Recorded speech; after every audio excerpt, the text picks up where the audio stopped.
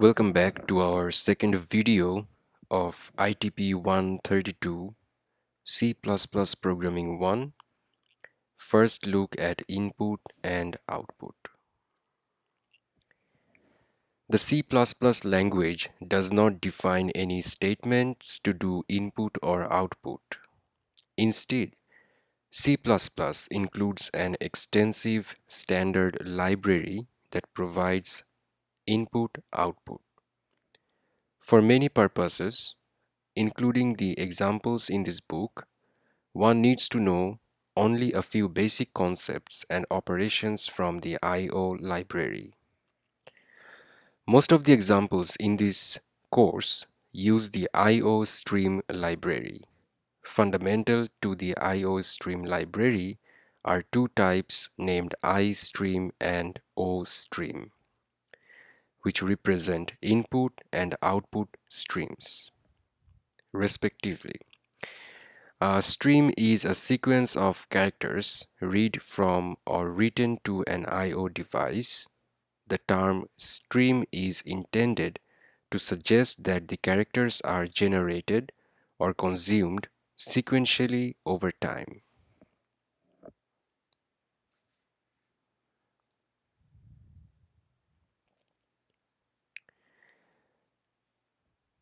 Standard input and output objects. The library defines four I/O objects. To handle input, we use an object of type iStreamed named cin. This object is also referred to as the standard input. For output, we use an OStream object named cout. This object is also known as the standard output. The library also defines two other OStream objects named cr and clog.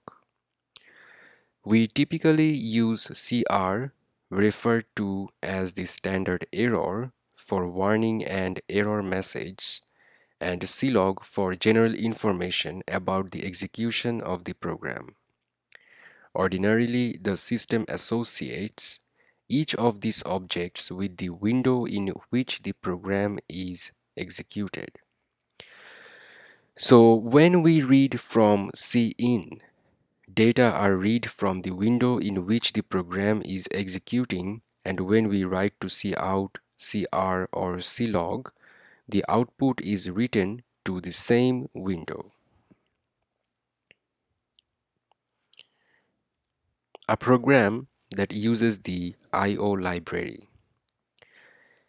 In our bookstore problem, we'll have several records that we'll want to combine into a single total.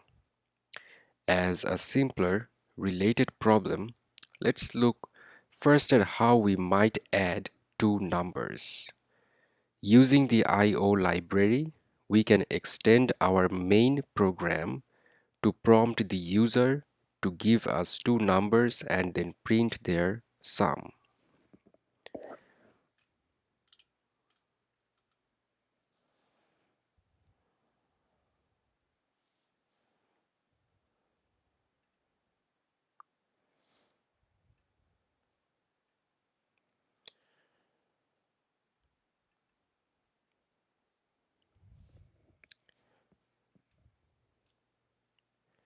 This program starts by printing enter two numbers on the user's screen and then waits for input from the user. If the user enters 3 followed by a new line 7, then the program produces the following output. The sum of 3 and 7 is 10. The first line of our program include iostream.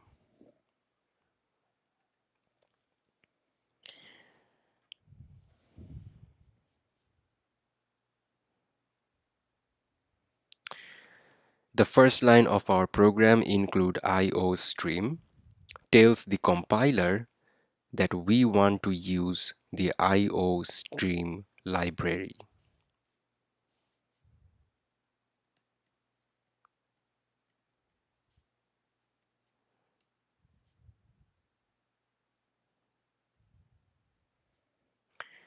The name inside angle brackets, iostream in this case, refers to a header.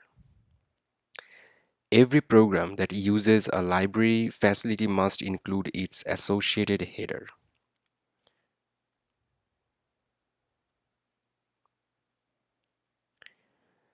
The include directive must be written on a single line. The name of the header and the include must appear on the same line. We cannot write include in one line and the header, which is in this case iostream, in the other line. This has to be in the same line.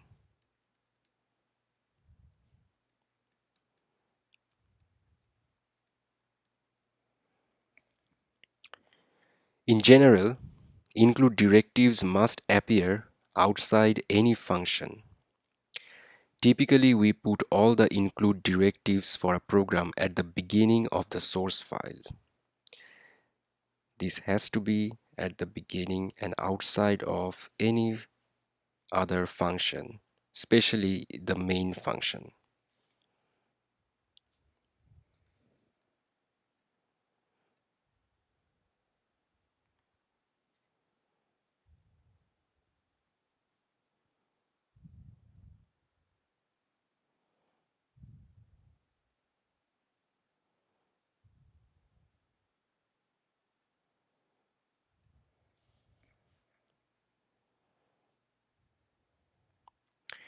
Writing to a stream. The first statement in the body of main executes an expression.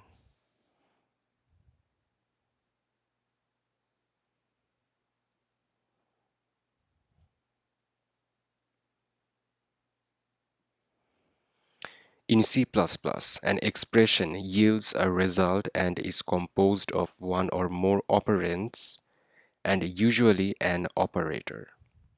The expressions in this statement use the output operator to print a message on the standard output. In this case, the output operator is double less than sign. The double less than operator takes two operands. The left-hand operand must be an iostream object. The right-hand operand is a value to print. The left-hand operand should be an iostream object, and the right-hand operand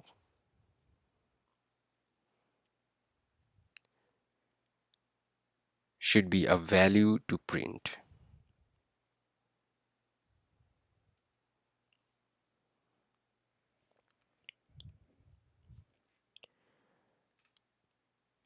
The result of the output operator is its left-hand operand. That is, the result is the iostream on which we wrote the given value. Our output statements uses the less than operator twice because the operator returns its left-hand operand.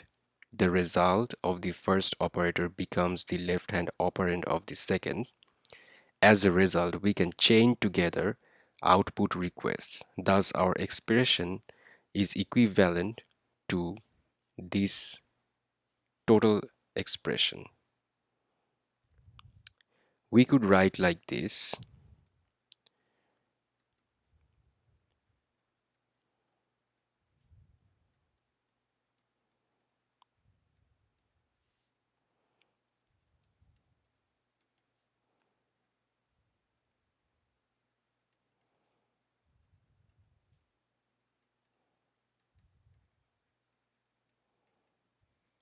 However, we decided to chain both of these commands. So we wrote it all together.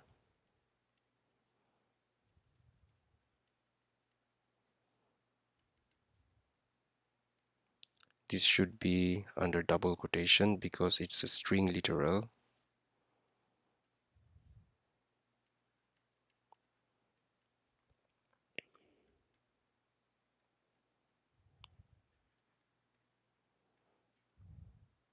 Both of them are valid statements. But in the later one, we are basically chaining two statements because we don't want to write std out twice. That is why both of these are going to work as the operand for std out.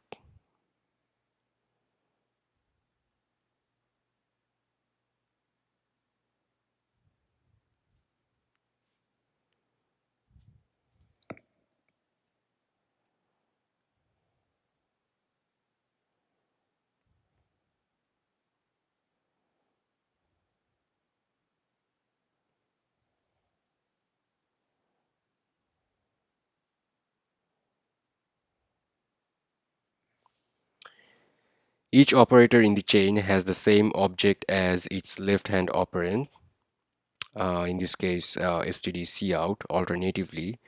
So we can generate the same output using two statements, just like I showed you before. The first output operator prints a message to the user. That message is a string literal which is entered two numbers. And it's a sequence of characters enclosed in a double quotation mark.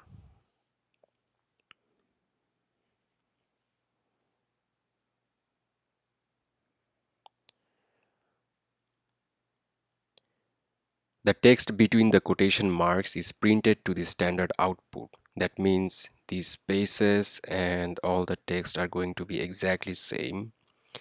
The second operator prints end L, which is special value called a manipulator.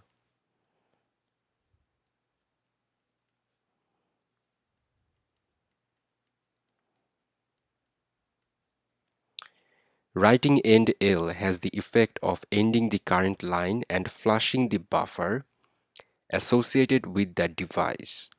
Flushing the buffer ensures that all the output the program has generated so far is actually written to the output stream rather than sitting in memory waiting to be written.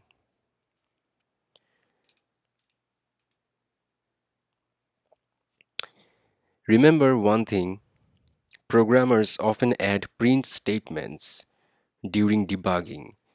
Such statements should always flush the stream. Otherwise, if the program crashes, output may be left in the buffer, leading to incorrect inferences about where the program crashed. Excuse me.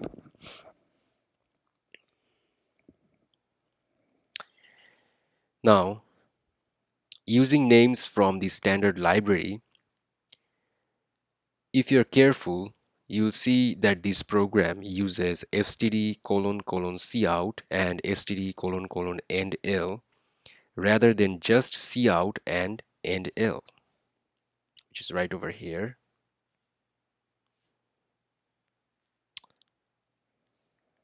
The prefix std::, indicates that the names cout and endl are defined inside the namespace. These are namespace.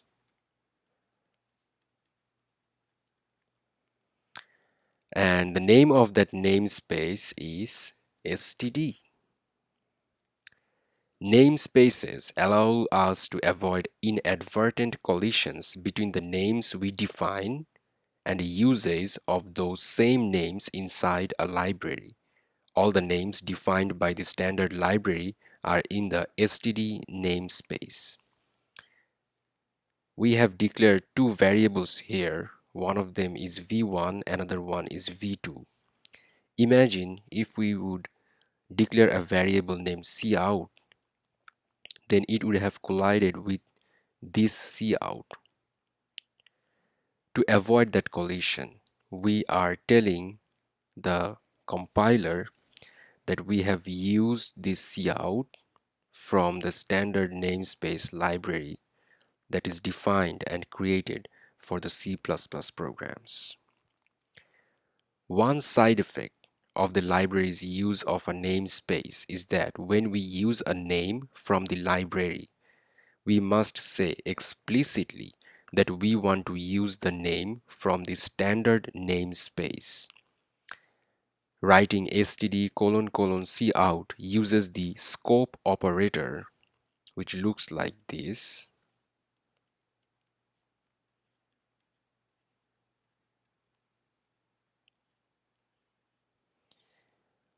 to say that we want to use the name cout that is defined in the namespace std. This will be known as scope operator.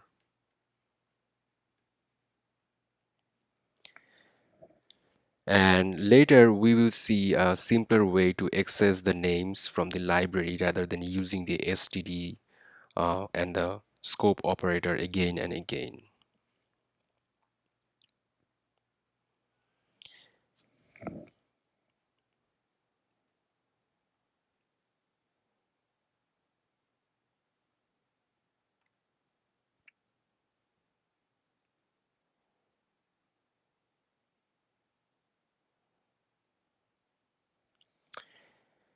So our next topic is reading from a stream. Having asked the user for input, we next want to read that input. If you remember from the program,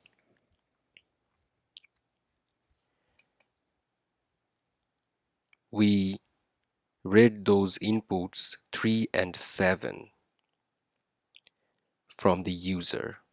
So how we actually did that?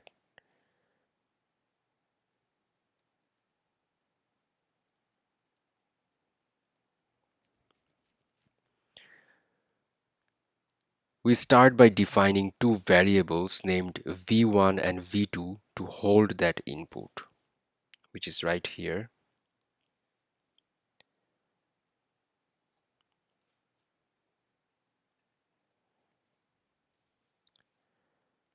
I'll just write it again. Int v1 equals to 0 and v2 equals to 0. We define these variables as type integer, which is right here, which is a built-in type representing integers. We also initialize them to 0. We give them an initial value.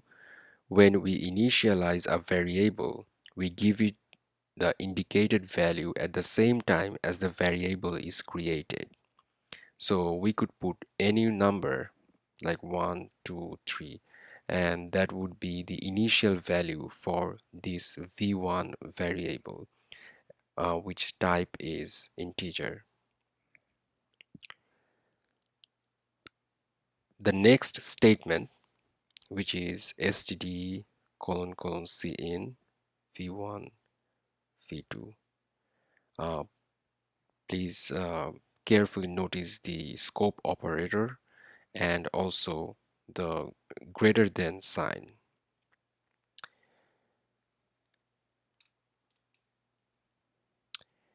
This particular statement, which says standard :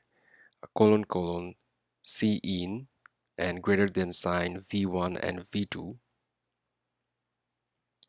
reads the input from the user.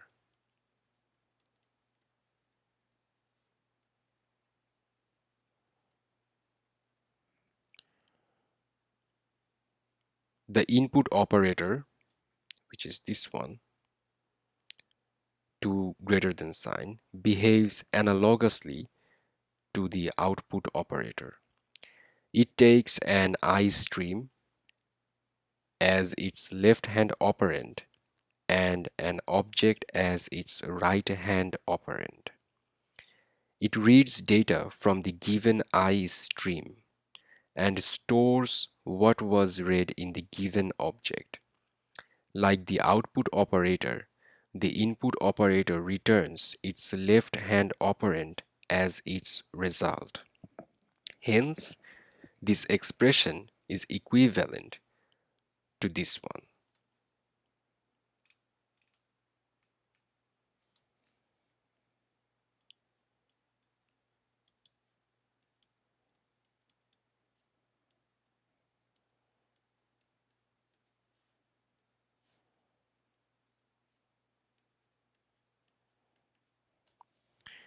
Whenever we are taking an input from the user,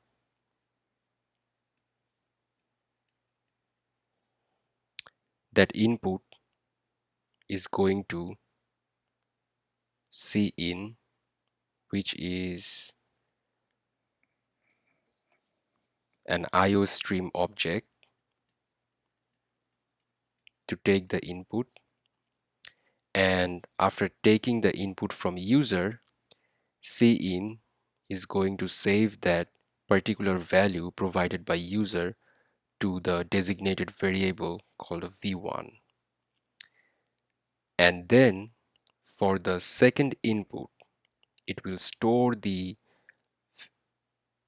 given value by the user to the variable v2. So just like the ostream object, cout, we are basically chaining two separate commands. We could write std scope operator cin, then the greater than sign v1 semicolon, and then write the same thing for v2 again. But we are avoiding that stuff. So we are just chaining the whole command, and this is how we are receiving the input from the user to v1 and v2.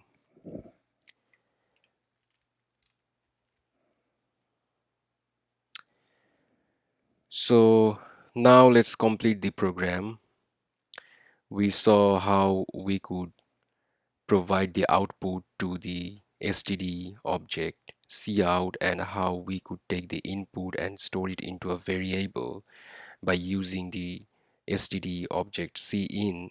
And we also saw how to define a variable and initialize with an initial value.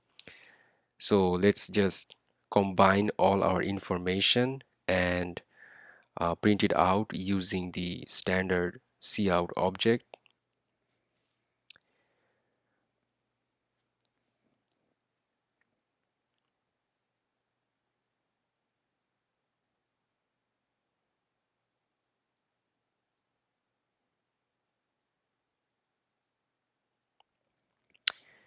What remains is to print our result.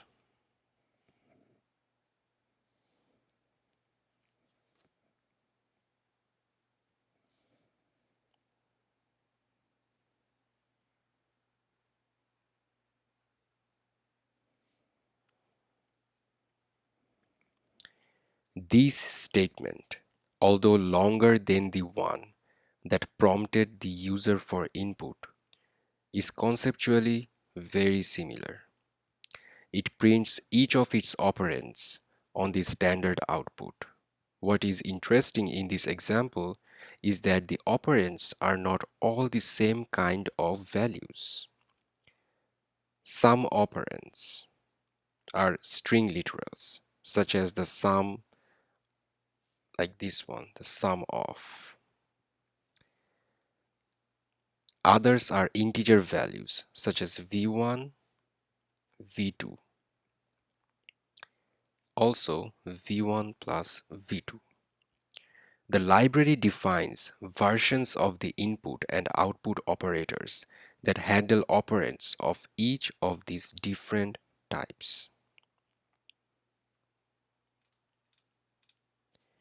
So, whenever we are outputting this whole statement, at first, cout will show in the screen, the sum